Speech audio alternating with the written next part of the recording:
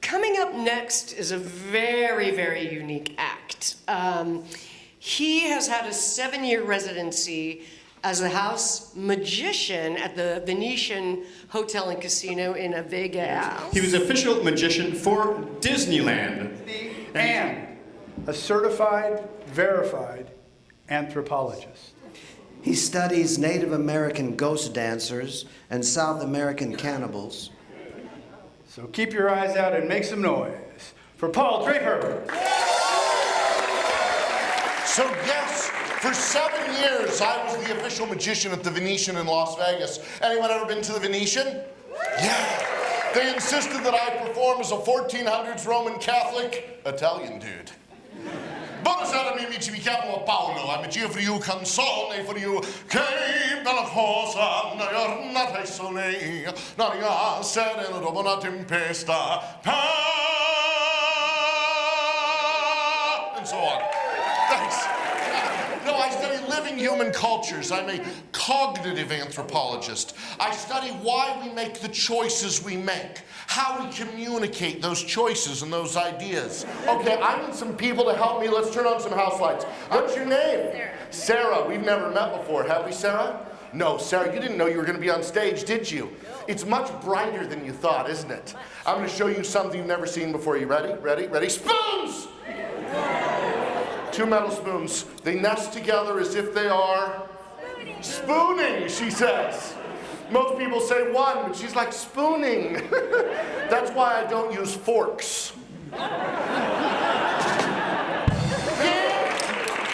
Spoons, they nest together perfectly. I want you, Jen and Mary, I want you to check those out. Make sure they're metal, they're solid, they're spoons. They don't bend on their own, they don't twist when you touch them. They're just metal, right? Those are serving spoons. They're heavier duty than you would have at an IHOP or something. Yeah. One of these two, Lisa, is going to bend in your hand. Which one? Pick me, pick me. How easily swayed Lisa is. You just have to be adorable for a second. Lisa, look, what for real? Take the one you want to use. Excellent. Hi, will you catch a spoon? Catch it, check it out, make sure it's metal, it's solid, it's a spoon. Shake it back and forth, imagine it's bending, ever so slightly, just a little bit. The metal just starts to bend and Sarah doesn't believe in this at all. Here, give me the spoon back. I can't see. Don't worry. Rip. Don't worry, I'll get it. Okay, now look, I don't know if you can tell, there's now just a slight difference. Not a lot, just a slight difference between those. I'm gonna have you place one hand on top of mine, one underneath, okay? Am I putting enough pressure on that to bend steel? No, it's gonna start to bend between our hands. Look in there. Do you see it bending? Oh! Right? That's weird, isn't it? I don't know if you can tell, there's now just a slight difference between those two. Yeah. Right? Just a little. Continue on. Stay! There's so much gravity on this planet. Here, put your finger right there. Rub back and forth gently. It's gonna roll up towards you. Good. Stop. More than 90 degrees. A lot of people think that I take and put enormous pressure on this when no one's looking, so I won't even touch it and it just melts. Oh, now you like it. Here, pull on that, Lisa. Solid, pull, solid, across, pull hard. That's a solid piece of metal, right? You work out, pull on that. Solid, pull on that. Solid, really grab it. Really try. That's a solid piece of metal. You, come here for a second. You work out, here, pull on that. Solid piece of metal, right? Right, and yet with just a wiggle and a wave, it just melts straight down. There's nowhere that's dug into my hand, right? Nowhere it's dug in my flesh. Come back here, Kia. But don't be scared of me. But with enough strength, you can take and straighten that out. But only in the movies. Come close. Can you get to do this where the metal on its own twists and turns like a corkscrew? That's changed at a crystalline level. It's fractured and splintered inside. It'll never be straight again. But you can still stir your drinks, eat your cereal. Kia, does this belong to you or to Lisa? Lisa, that's now yours. Give her a round of applause. Stay up here. What do you do? What are you passionate about? What do you like? Oh, I teach high school art. You teach high school art? You are a hero among human beings. What do you do? I'm a researcher. Researcher. Do you research anything useful or you like evil for the government? Cannot disclose. Cannot disclose. close. I'm going to take one of those coins. Okay. This coin, solid, yes? Fills my entire eye socket. Nothing but bone around there. The slightest amount of pressure on your eyelids, you can't open it up. Touch your eyelid gently. Gotta take off your glasses to try. Touch your, you can't open it up. Very few muscles in the eyelid. I'll put that in the center of the piece of tape, and that gets embedded into the center of my eye socket, right? Yes? Yeah. Yar. Okay, look, look, can you see through it? No, can you see through it? No. I'll take the second coin. It's going to become very dark for me here in a moment. Don't everybody leave. I don't find that funny anymore. Here, look, the coin's in my eye socket, yes? Reasonably confident that I cannot see. Do I have any hearing aids in my ear? Any hearing aids in my ear? Okay, Coco asked her, come here. I want you to draw a picture on your paper, anything you want, but make it so the audience would know what it was. The audience, be quiet. I'm going to listen to them draw and try and figure out what they're drawing. The part of anthropology that I'm an expert in, very often I'm taught to teach on, is called symbolic anthropology. The symbols that people use in order to communicate. Good, we have lots of straight lines over here. You have had more rounded, softer shapes. You had one circle there. Are you done? No. No, just little pointless pieces. Are you done? Anything you want to add to yours? No. No, okay. Oh, still working. Just a second. So close. Okay. Excellent. Okay. When you're done. Okay, audience, don't say it out loud because I can hear you. Now,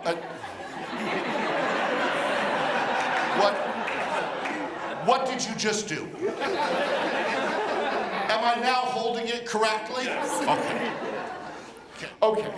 So audience, can you see them on the camera? Don't say what they are, but you can see them? Yes. Okay, the two of them know each other. They both drew something very small. She drew more, I'm sorry to assume your pronouns. She? Him, he drew little teeny lines, little teeny small lines that came together to create an image, but it's more like pointillism in the sounds I heard. Pronoun? She, her, she. She drew something with rounded, softer lines. Both of them drew something living, is that right?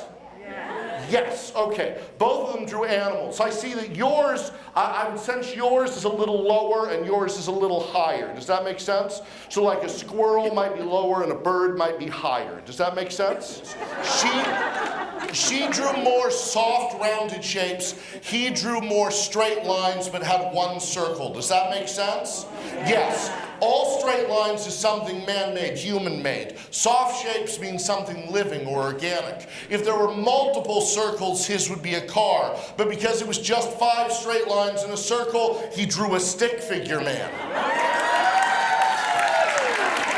Over here was more complex. You know, and I had a hard time. Normally I can hear the rubbings off the paper, but she must have been holding the sheet against her body. I couldn't hear things, but I could hear a lot of soft, rounded shapes. And she's a lover of animals. This is an animal, this is an adorable animal. It's an animal that I like very much to spend time with, but not to eat. This is a pig, is that right? Now, let me take your marker from you for a second. Let me take your marker. And sir, may I hold your sheet of paper for a minute because your drawing was so uncreative. Would you, here, let's do this. Would you sign your name across there? Hold your side and sign your name. Okay. My name? Yeah.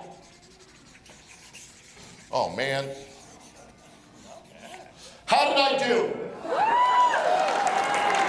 If you would, sir, you are a gentleman of a certain age. If you have a checkbook, just leave it around anywhere.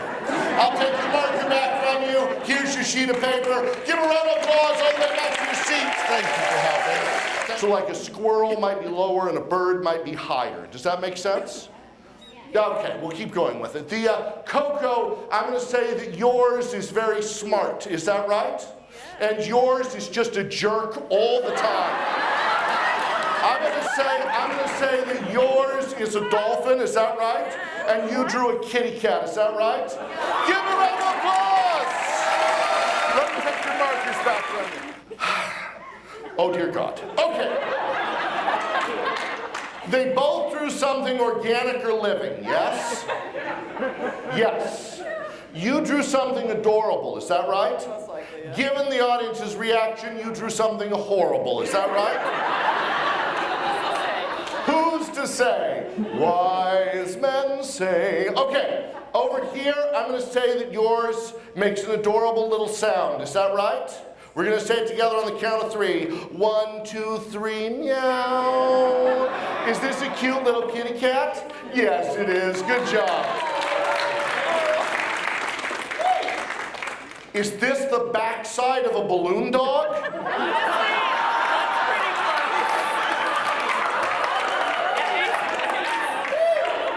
It was either that or a horse's ass.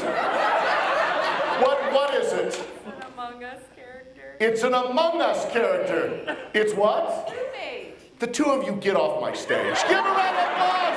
Thanks so much for coming up. Yay! All right. Now I want to show you something adorable to end off my section. Something adorable. When I was little, I remember one time I had 102-degree temperature on codeine cough syrup. They used to give that to children. And I was watching Willy Wonka and the Chocolate Factory. There's no earthly way of knowing which direction we are rowing. That's a scary-ass movie. But there's a beautiful song in that came together with this classic of magic that I want to share with you. I have 2 solid hoops of steel. Anybody with a mechanical ear can hear. Those are 2 solid hoops of steel. And Leslie Brickus, who wrote this song, gave me permission to use it, and it goes like this.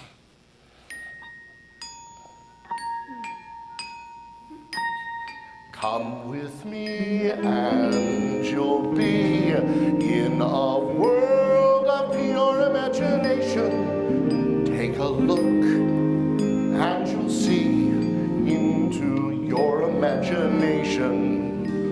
We'll begin with a spin, traveling in the world of my creation. What you'll see will defy explanation.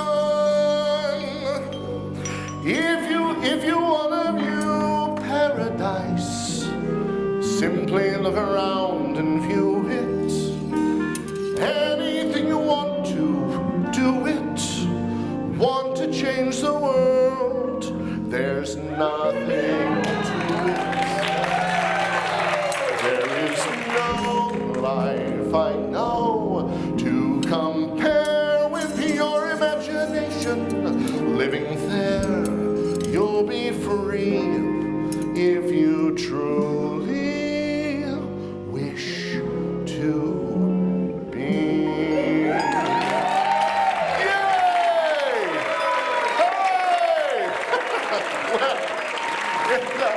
It has been my great joy and honor to come and share this time with you. Have a wonderful show, everybody. Thanks so much. Good night.